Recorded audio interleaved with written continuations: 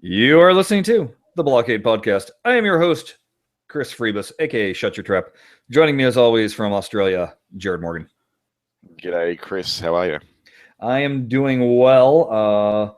I just completed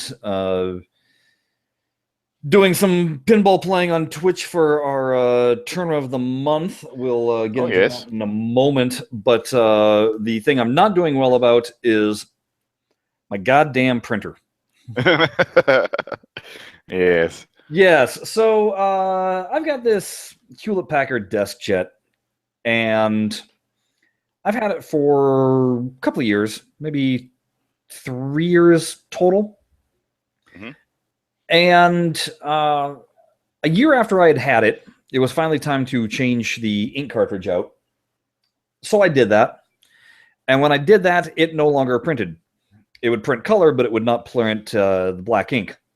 So I had gone to HP tech support, contacted them, and they quickly informed me that I was 1 month out of warranty, and therefore they really shouldn't be able to help me. And so I raged and screamed at them and said, really, this is how you stand behind your product. And they proceeded to run me through a whole bunch of troubleshooting whereby they were trying to pin the blame on me and my computer. Yeah, exactly. First starting, do you have the latest firmware updates? And okay, well, let's make sure you have those. And do you have all this? And I kept on telling them, this is the part that bugs me about tech support people, is you go, it was printing, I stopped printing, I put in new ink, it no longer printed. Nothing happened to the firmware in between that time period. No. Clearly, the thing that changed was me changing the ink. But no, they'll run around every other possible situation. So then they started saying, oh, it's your printhead. Your printhead has probably gone bad. Yeah. And I was like, oh, okay. And they're like, well, it probably needs cleaning. Well, did you run through all the, cleaning diagnostics? Exactly. I'm like, yes, I ran through every single one of those things. All it ever does is prints my color ink, which now, by the way, I'm running low on color ink for all these diagnostics that I've run. Yeah, so care to send me out some freebies because your diagnostics costing me money, right? Yeah. And so then they go, oh well, what's your printer ink levels on the color? And I was like, oh well, it's low. They're going to be need to change soon, but according to the little online the screen guide thing, which by the way, all it's doing is reading the computer chip for how many prints it's done. It's not actually telling you how much ink is literally in the cartridge. It's like you have got approximately 3 print jobs left, give or take a print job. Exactly, and that's how it measures the level. So they go, oh, well, you need to change all the inks. I went, what? Oh, really? Why is changing all the inks going to suddenly make the black ink work? But they're like, no, you need to change all the inks. And I was like, that's absolutely asinine. That's ridiculous. The color ink is working right now. So. Then after more yelling and screaming and all that jazz, they finally determined that I probably had a bad printer cartridge. So really? My thing was, I had already gone and exchanged the one that didn't work, and I went to a different store and bought one from them, and that didn't work. And so then they said, oh, well, we're not quite sure what's going on with that. Tell you what, we'll send you one out. So okay. Yeah, so I had to wait, a week and a half while Hewlett-Packard sent me a new printer ink cartridge. I put that in, and it worked. All of a sudden, magically, my printer head's no longer the problem, and everything's working brilliantly. So. Oh, right. Okay, right. That's weird. Why would it? Why? Okay. Yeah, right. I can't even fathom a guess. I have no idea what the issue would possibly be. And all that Hewlett-Packard was saying was, oh, well, you really shouldn't take your printer ink down to the point where you notice that the print quality is degrading. What? What are you talking about? So anyway, since that time, I've changed the printer ink cartridge once. And it worked that one time, right? Granted, I didn't take it down to, where it was starting to print gray. I, saw a little guide on the thing, said you're low on ink, and I changed it then, and it continued to work. So that one cartridge that I've changed it for just died. And when I say dying, it wasn't dead yet. It was just starting to get kind of gray on the color. Yep. And I went, okay, So my son had a report that was due at school this past week. I was like, well, why don't I go get some nice brand new ink so he has a nice crisp black text for his report. So I went, purchased the brand new ink, went, plunked the cartridge in, pushed print. It printed off 2 pages, whereby it completely faded to white and then didn't print. Right. I went, wait a second. This all seems familiar. I remember this debacle from last time. I do. So sure enough, I went onto Hewlett-Packard's website and went to their tech support and went into the forums. And, you know, when there are quite a few people complaining of the exact same thing that you're experiencing, i.e., it was printing gray, I changed the cartridge, it gave me 2 sheets and then went to white. It's probably not my printer. It's probably something to do with your product. It's probably something to do with your consumables, which seem to be a little bit crap. A little bit crap, yeah. Yeah.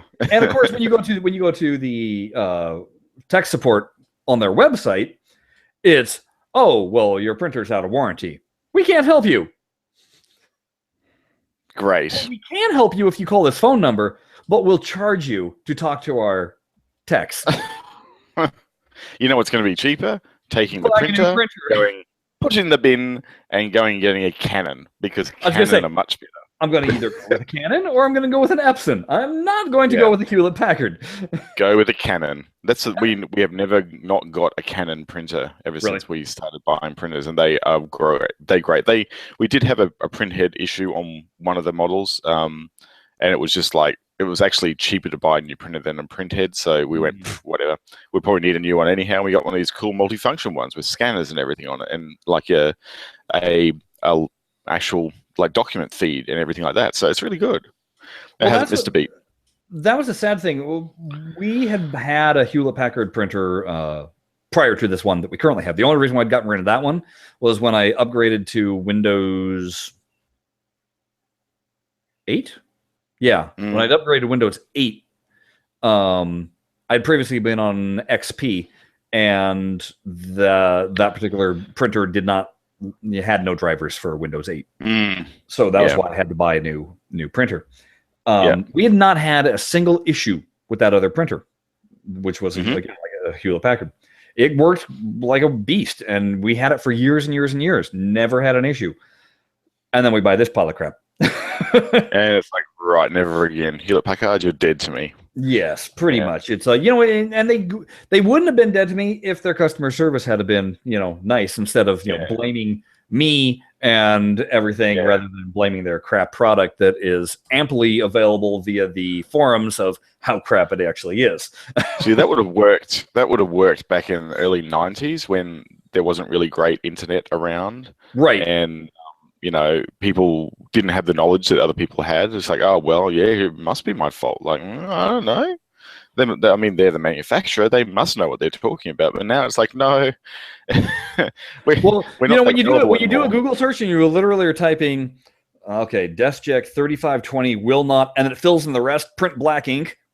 Yeah. And you went, right.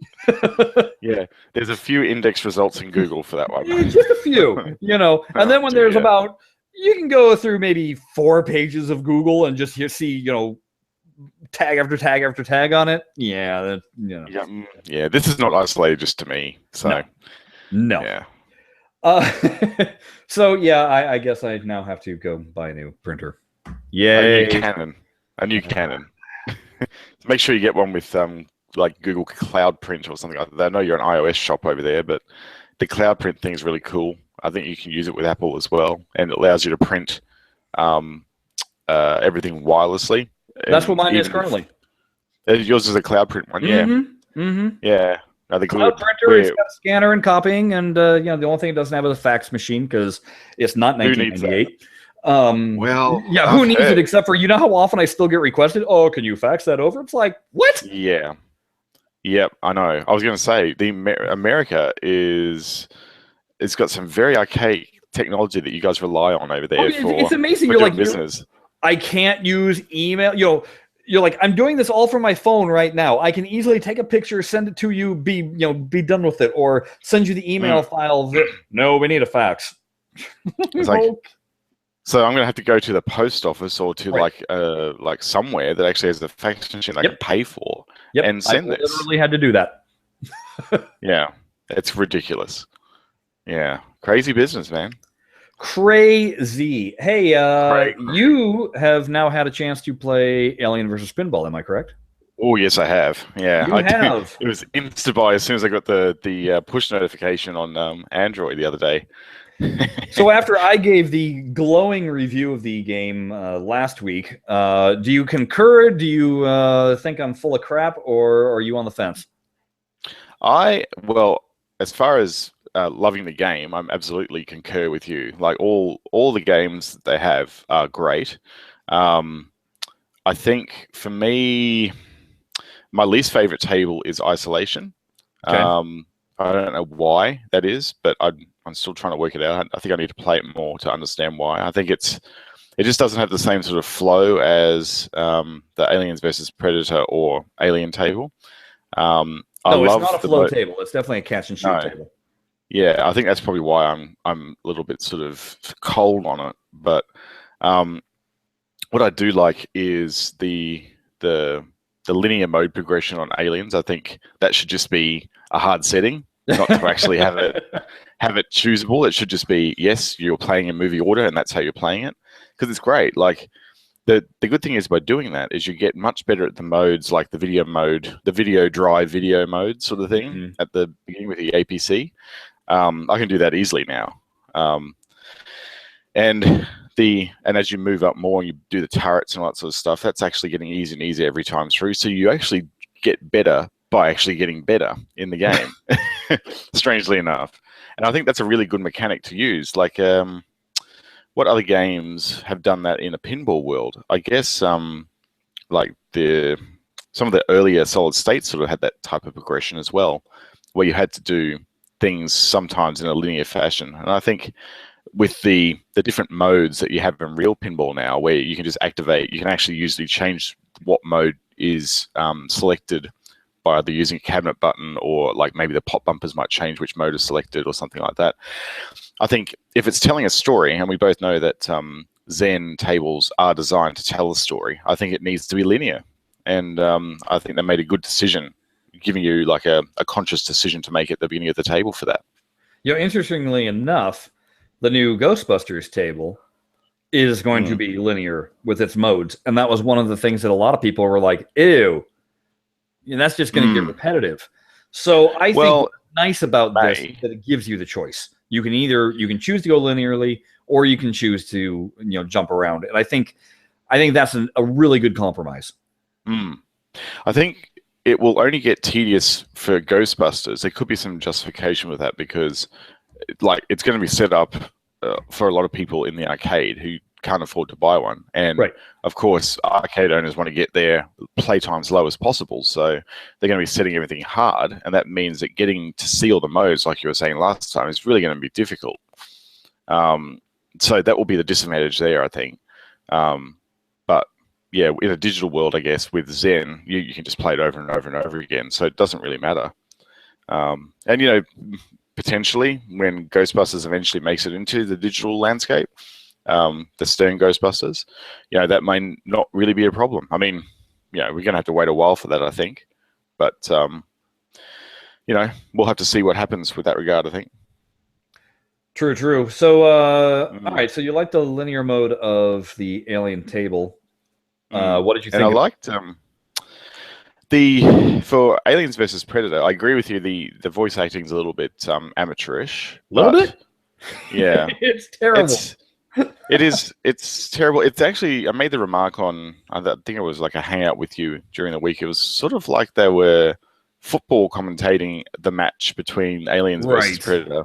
Right. Not really in there. And I know in the movie they were actually in there, like right amidst the action, watching these two races battle, right? I wound up watching that on Alien Day. Of all the Alien movies that I could pick to celebrate the day with, I was like, you know what? I haven't watched in forever. I haven't watched AVP, so I threw that in. And were there regrets doing that, or was it okay? No, it's okay. It's I don't think it's a terrible movie. There's certainly criticisms that can be levied against it, no doubt about it.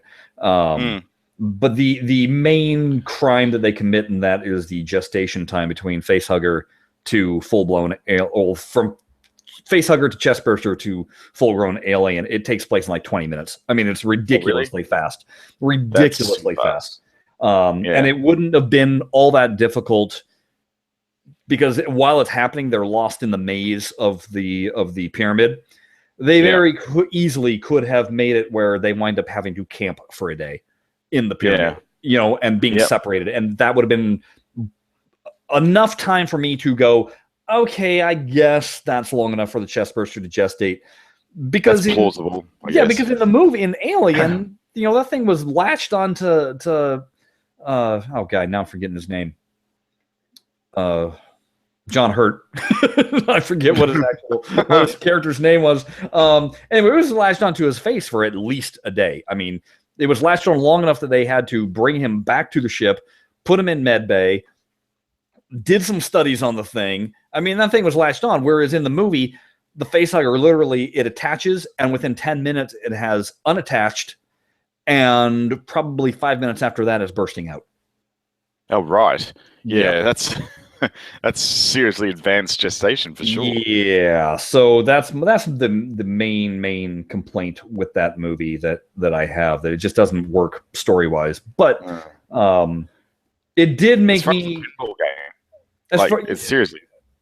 Like, they've done some cool things with it. Like that heat mode looks so good. It does. Like it looks fantastic, and it's it's even on mobile it looks good. I can't imagine how good it would look on PC, but yeah, it's very cool. That's probably the highlight for me of that table was when it goes into heat mode, and you get it for a couple of different things too, don't you? You get it for the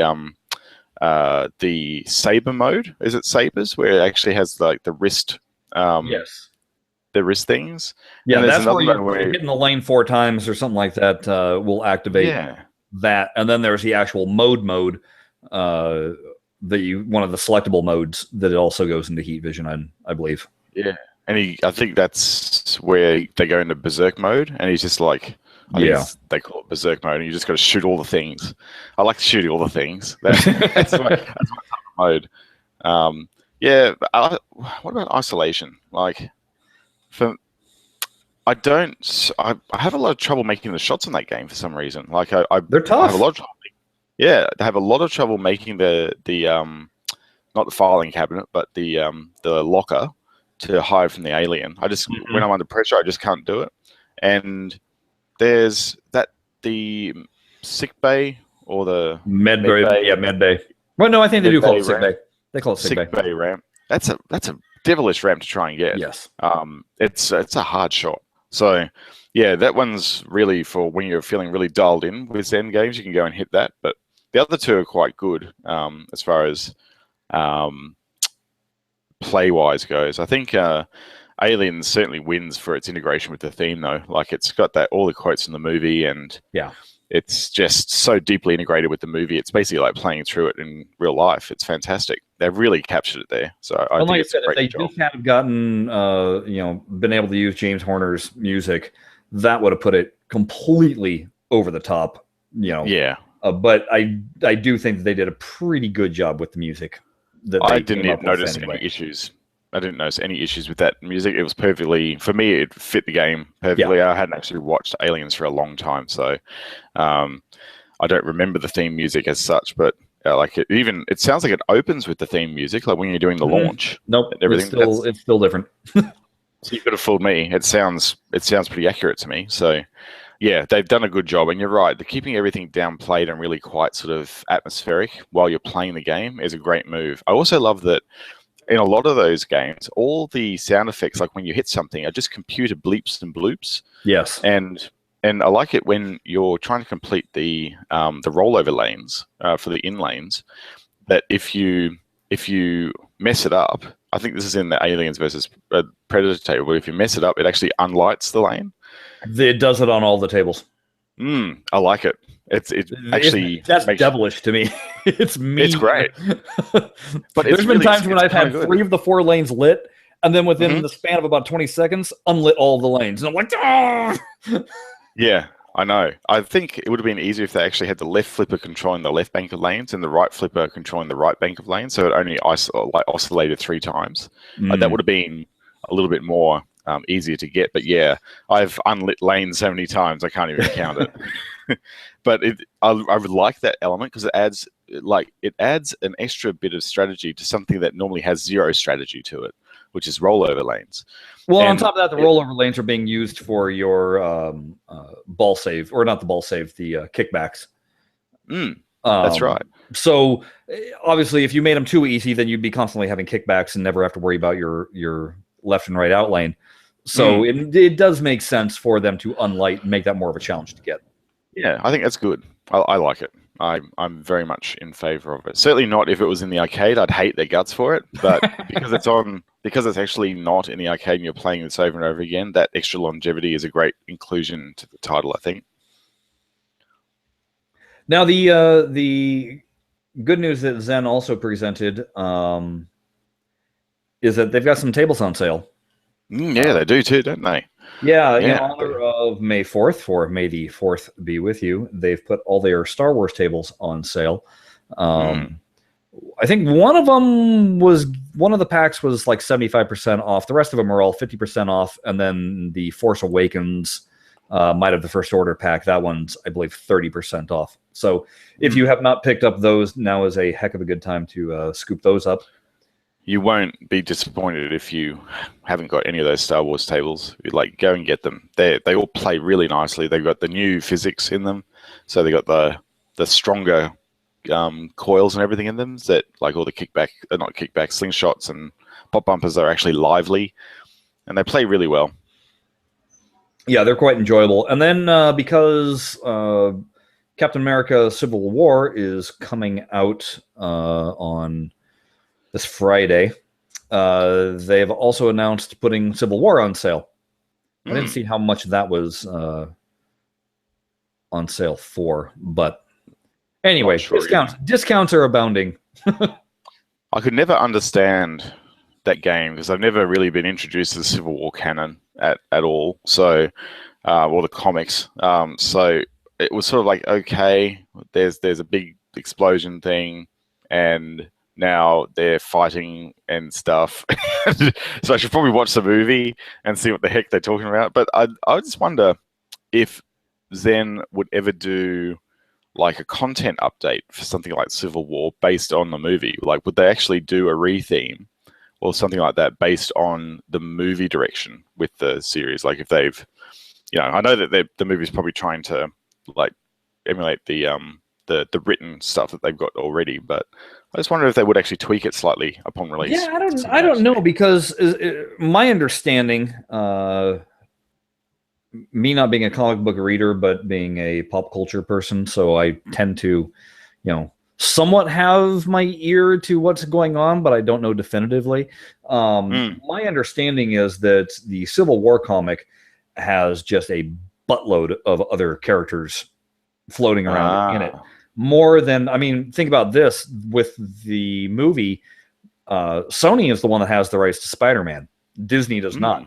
And so they had to come to an agreement with Sony to be allowed to have Spider-Man pop up in this movie. And the trade-off is that now in the next Spider-Man movie, Iron Man is going to pop up in that. So it's a lot of negotiating had to go on there. So I think with Zen, it's better that they stick to whatever the comic books go with, because that way they're not tied to the movies. They're not restricted by them, and they can follow the comic book storyline, which is already out and about, and they don't have to worry. And probably considered by most as canon anyhow, really. Exactly. So you want to stick with what is like generally accepted as the true story. So not to mention, you already know if that is good, you might say, acceptable, if the fan base has accepted it, as opposed to the movie. Just think about if they made a Green Lantern movie that was based on the Ryan Reynolds movie, and then everybody goes, well, that movie sucked. Why would I want that as a pinball table? So yeah, exactly. Very good point. It's my point on why I don't like the Flintstones table. It's like, I don't want to be reminded that Rosie O'Donnell and Rick Moranis and John Goodman were Flintstones. Make it all cartoon characters, then I'm happy. But you remind me of that crap movie and forget it. Yeah. Oh, hey, ball saved. That's what I remember over and over and over. No. Because that's what it says every time your balls get saved on it. And Rick Moranis, oh boy. Yeah. Yeah. It's apart from that particular table is quite fun. But yeah, its integration with the movie as well. Yeah. It's the movie. Yep. Yeah, and that can be a hindrance. I mean, yeah. So yeah, maybe keeping maybe what Zen has done here is a really smart move. Like just going, yep, we're going to leave that right alone. Yeah, just let that ride. Put it on sale so we get more sales. But yeah, we're going to leave it right there. Right there. All right, let's switch gears once again. You had mentioned that you went on a trip of some sort. I did, yeah. Yesterday, I decided to take a short drive up the road from where I live to a place called Caboolture, where there was a very old pinball machine sitting in someone's house. It was a Hanken Star Wars. Now, the history behind Hanken is that they were Australia's only pinball manufacturer back in the 80s, 70s and 80s, and they released Star Wars The Empire Strikes Back as a licensed table, but they didn't have the license for it. So they just went, you know what? We're going to basically, this is quite literally what they thought. Well, what tables are out in the market at the moment? Well, there's Firepower, and there's that really cool, like, Aliens HR Geiger table from Belly.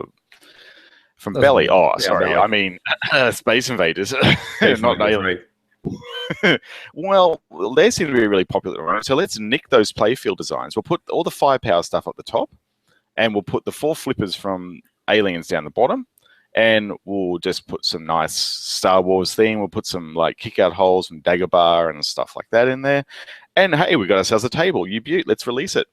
So they released this game in time for the movie launch, and back in the 80s there, and I think it did pretty well.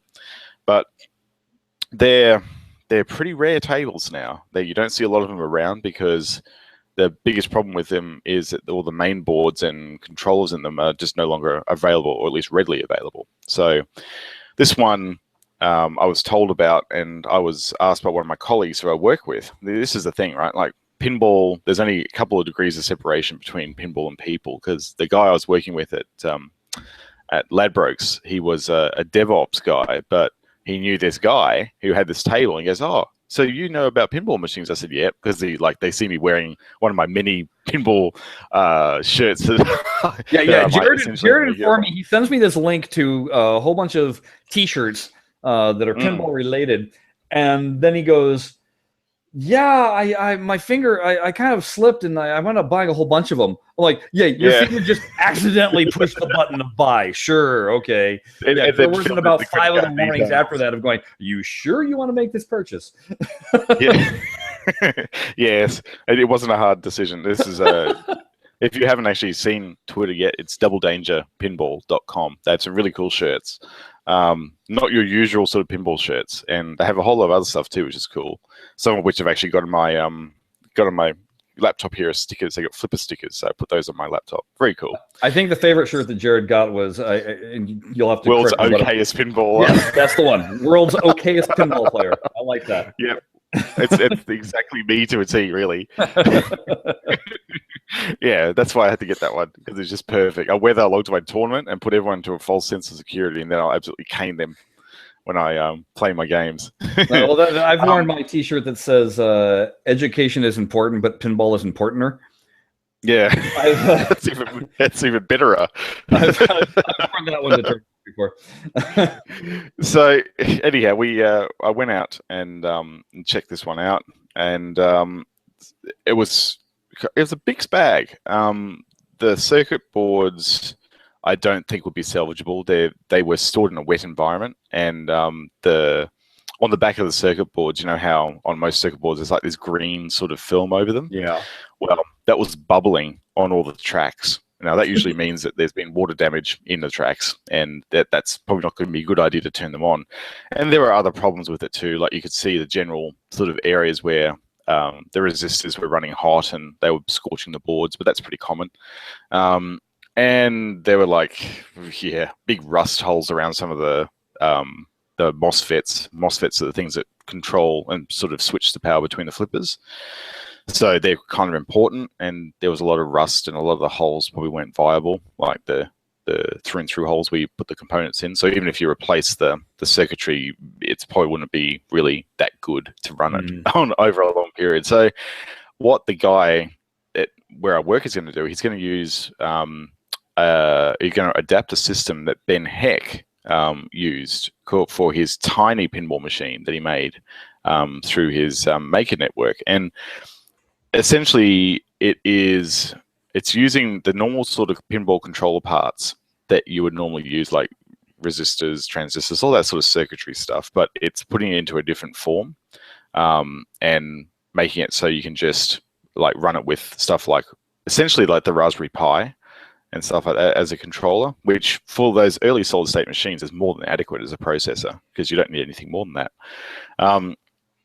So what I recommended he do is, where possible, because this machine is quite collectible, keep it as original as possible. So use all the board connections, like from the playfield, all the plugs, and try and integrate that into his new board that he's making. Because one thing that didn't cop a lot of damage was a playfield. This thing, like, the playfield is practically flawless on it. It looks like it hasn't had a lot of play at all, and there might be a little bit of wear around one of the drop target areas, but seriously, you wouldn't even know unless you really had a close look at it. It is very, very good condition for its age.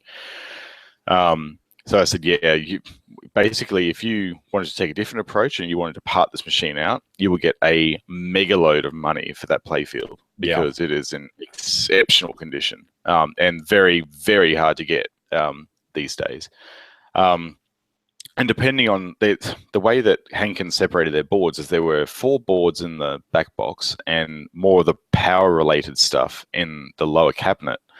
And I think the boards in the back box containing all the game logic and everything, I didn't take them out, but they actually looked from the surface to be in relatively good condition.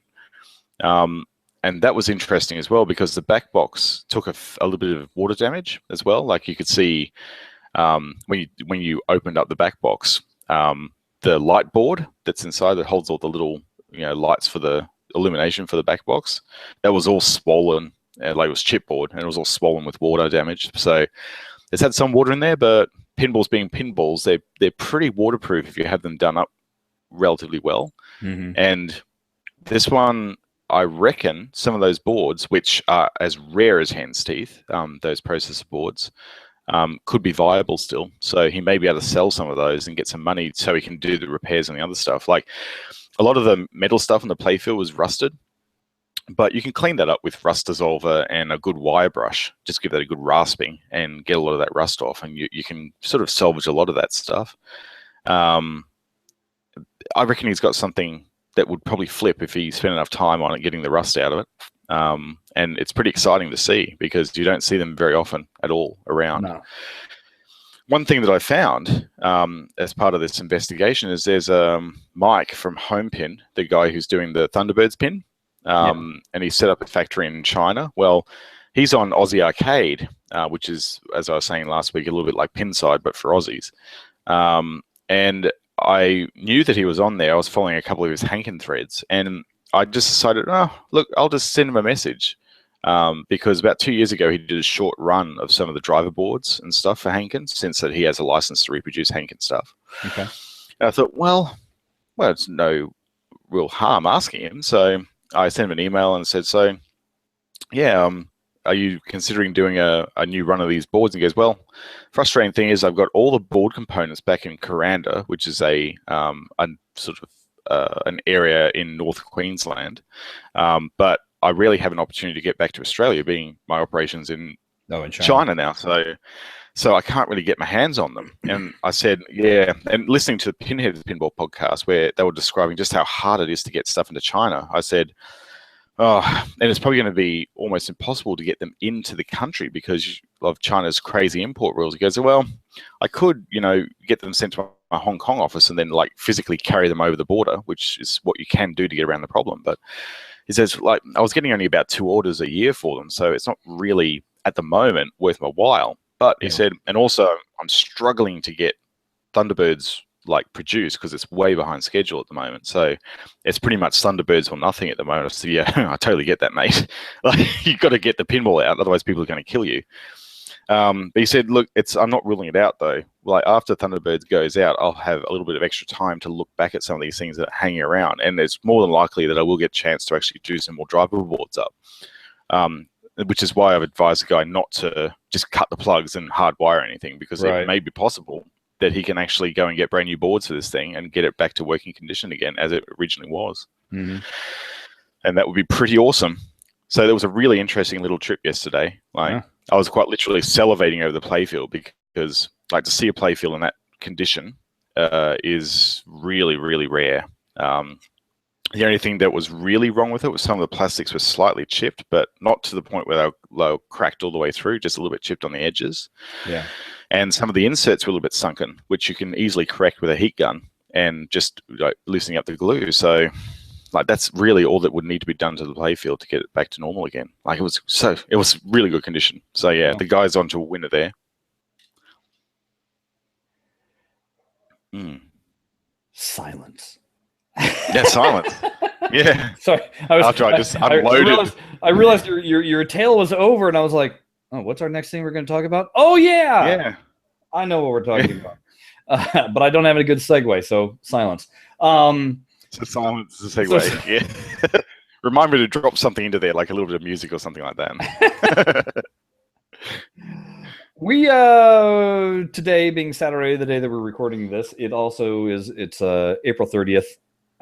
May 1st for Jared, and this happens to be the last of our tournament of the months for the first 4 seasons. Sadly, yes. Yeah, we went through 4 seasons, the first 4 seasons of Pinball Arcade, playing a table a week. There was only a handful of weeks where we skipped a week to play. Basically, we're doing four tables a month, and then running a tournament at the end of each month.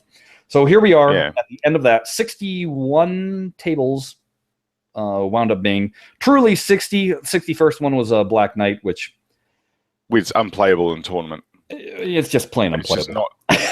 Well, yeah, it is. But particularly in a tournament, because it's just so full of bugs. Like, there's just no way that you can reliably count on it. So anyway, I'm not saying farewell forever to Tournament of the Month or Table of the Week, but on the other hand, I'm definitely taking a break from it myself.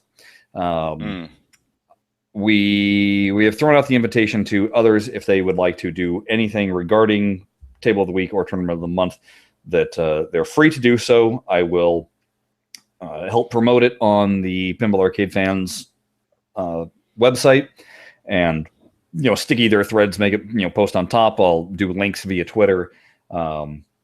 Do whatever we can, because if people want to keep this alive, let's keep it alive. But we have a core of about 24, 25 players that have been showing up religiously every single one of our tournaments. And then there's just been this, at one point we had 54 players, I think, enter one of our tournaments. I think that was 54 was a lot. that was a really good, that was a really strong entry. And since then, like I said, it's significantly dropped off. So it's just one of those times where it's time to take a break and let people breathe from it. And this will allow me to play some more Zen tables instead, rather than each week going, oh, I got to play this other TPA table. To that end, I haven't even played. I've barely touched Season 5 yet, because I've been dealing with all those, the pre-season 4, and Season 5 is virtually done. So, like I said, it'll give me a chance to catch up on the tables myself and get up to par. This was initially, as we've said, done so that I could do all my wizard goals for all the seasons past and get them all chalked off. I didn't get all of them done, but I did more than 3 made good inroads into them. Oh yeah, I mean, there's I think I have, discounting Season 5, which, like I said, I've barely touched. I think I only have 6 tables that I haven't fully completed. So not too shabby out of 61. It's pretty good. Yeah, pretty good. Yeah. I've already played some of my tables last night on recording because I'm from the future, and so most of them were pretty sort of average games. I've still got one game left officially to play on Junkyard, but I think I'm just going to phone in what I did, which is about 30 million or something like that. I had this one game on Who Done It, which was, I think, the best game I ever played. And it was weird because the kids were both hanging off me while I was playing it. Like, quite literally, I was sitting at the table and they were huddled around me watching me play this on my tablet. And they were helping me plunge and not really getting the skill shot, but it didn't matter anyhow. And I ended up getting something like 15 billion or something like that. I know. And I just went, okay. I had some very good roulette playoffs, put it that way. Tell me. Okay, here's the thing. I didn't play any of the roulette because I literally don't know that table. I so don't think of that table that when I was writing up the score entry site, I always put which tables are being played. I could not remember for the life of me what that table was. I was like, oh really? No. I was like, okay, I know Junkyard, I know Jackpot, I know 1812. What's our 4th table? And I could not come up with the name of it. I had to go back, look on the website, see what our table of the weeks were, and I'm like, oh yeah, Who Done It? Because I completely forgot it. So I go and I play it, and I'm like, I don't even know what the heck I'm supposed to be doing. It's just like zero knowledge. And that roulette thing came up, and I was like, oh, I do know that this is one of those things where if you risk it, it takes those points away from you. Yes, it does. And then I went, I don't even know what the shot is that I'm supposed to take or what's supposed to happen. So I refused to risk it. It was just like, why bother? You don't really have a shot to take. You go, yep, I will gamble the money, and then a little DMD animation plays, and if your little ball lands in the correct red or black slot, you get the money. You get the points. So it's zero skill. No, zero skill. It's just luck. But I think you can affect the way it pays out by shooting certain targets on the playfield. There's like a red and a black target on the playfield, and I think it's either side of the elevator.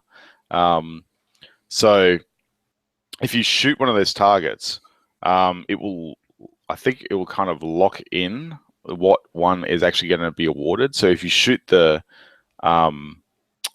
roulette award feature and actually play it, you have a better chance of winning. I will openly admit that in that 15 billion game, I had a couple of 2 billion score lost. So I lost the 2 billion once or twice, and after that, I had a couple of good ones where I got 3 or 4. I think like it was a big score, because that's the thing with the game. The higher your score in the game, the more you can actually risk or lose, like win or lose. Or in my case, it was risk or lose. It wasn't win or lose. Right.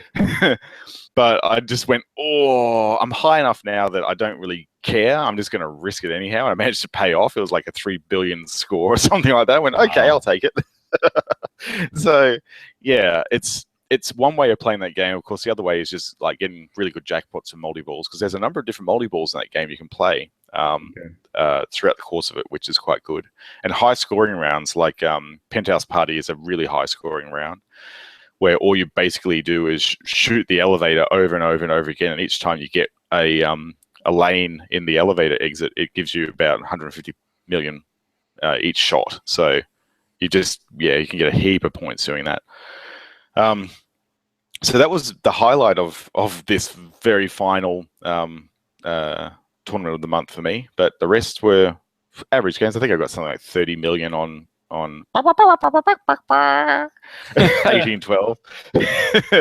So that's more than enough for me. I won't be playing that again. And what was the other ones we had? Jackpot. Jackpot. I think I got like 3 billion or something on it, which is pretty low for that game because it's such a high scorer. Yeah. And Junkyard, I think I got a paltry 30 million on it. It wasn't really a great game, but I'm just going to let it ride because I got a busy day today. So well, weren't really a that ton was to just it. play. I did Junkyard. I did 23 million, and I had to look in the instructions because I forgot how to collect junk. And the only thing I knew, and I knew that's how this was going to go. I was like, if I don't get to space in the first ball, I'm going to have a really low game. That's just how it is going to be, because that's one of those games where you can earn a ton of extra balls, but obviously we can't play extra balls in the tournament. No, and so sure enough, I collected a whole bunch of extra balls, but it did me had zero to plunge good. them out. Yeah, had to plunge them out, and the plunging isn't worth any score. You know how there's some games where you can still at least do a skill shot and get some score. There's nothing to score on. Most of them, they're just fireworks. All you get is fireworks. For right, so it adds a little tiny bit of bonus to it or whatever, but that's it. So yeah, that was a really disappointing game. Who'd done it? I scored 1 billion, and I was like, that's fine, because I'd done a practice run and then a table run before that, and both of those were in 400 million range. So to me, it was like, hey, I doubled my score of what that's good I previously did. So for not knowing the game at all, fine. 18-12, I didn't even do a practice run. I was just like, let's just get this hell over with, and I scored 15. Let's phone it in. Totally. That's what I did with it as well. I was totally like, phoned it in. I just know shoot this ramp over and over, and that's all I'm going to do. Just keep on shooting the ramp. Jackpot. I've been playing all week because I have 3 wizard goals left. I have the dice game, which is you got to get it up to 20 million, and then you have to do the cheat game in order to get it to double. Yep. And then I need 4 of a kind, which again is you need to get 3 aces and then get the cheat game to get the 4 of a kind. And that really bugs me for a wizard goal, where it's now you've gotten it, but now it's relying on the game to get grant you the cheat, because you don't always get the cheat. Oh, right, okay.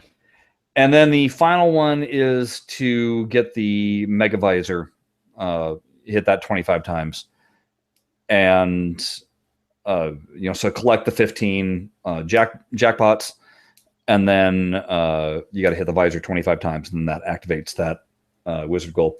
So I've been So you got to hit it. You got to get 15 jackpots before Mega Visor starts. Yes. Wow. Yeah, that's not an easy thing to do. It's brutal. Yeah. And it was one of those things where I thought it was just get the 15 jackpots. So I finally got that, and then I didn't get the goal. And then it was like, oh, now I got to hit this 25 times. And, by that point. Risk draining pretty much every time because it's a risky shot. Yeah. And I lost control of the balls, and then, down they went. So anyway, I was very disappointed with my jackpot score because I got 3.5 billion. And one of those things where it was like, again, I'm so used to collecting extra balls and playing with those and getting much better scores with those but you can't strategy rethink with the way we've set the tournament up, where not relying on extra balls, it screws with you. It really does. Yeah. I had to let a number of them go in Who Done It as well, and it's like, that's right, I got to plunge this one through, don't I? Oh, okay. And it's a bit of you've got to think about doing it, because you're so used to just plunging the balls until you have none left. As well, you go, this is actually an extra ball. And there are some games, not in this particular collection, but that don't really advertise extra balls that well when you've actually got one in the shooter lane. So you have to really have your wits about you. Yeah. So it makes it sometimes challenging. Not in this round though; it was pretty straightforward. Like everything was well indicated. Yeah. So the good news for you is I believe that I'm matched up with on 2 of the tables with you. So congratulations. Hey, nice winner. Yeah, you won't get 4th place on those.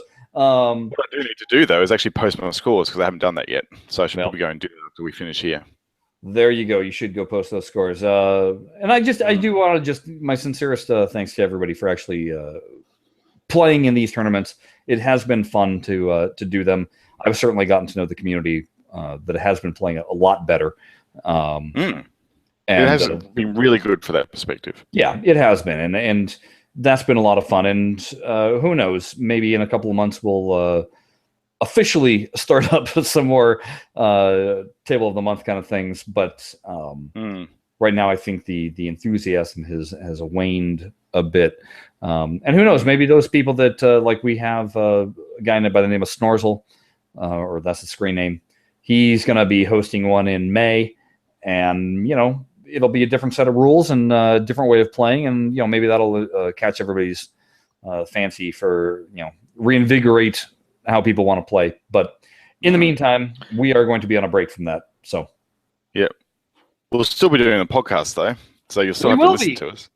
Yeah. So, yeah. Well, why don't we end this one so we have things to talk about next week? That's probably a good idea. That is a heck of an idea. So, yeah, if you want to keep in touch with us, you can talk to. Let's try that again. That's all, folks. If you want to keep in contact with us, you can do so on Twitter. Jared is at Jared Morgs. I am at Shut Your Traps. The show is at BlahCade. You can also visit our website, which is BlahCadePinball.com. Don't forget about our t-shirts, represent.com/BlahCade-shirt. We will see you all next time. Thanks for listening. Bye-bye. See you guys.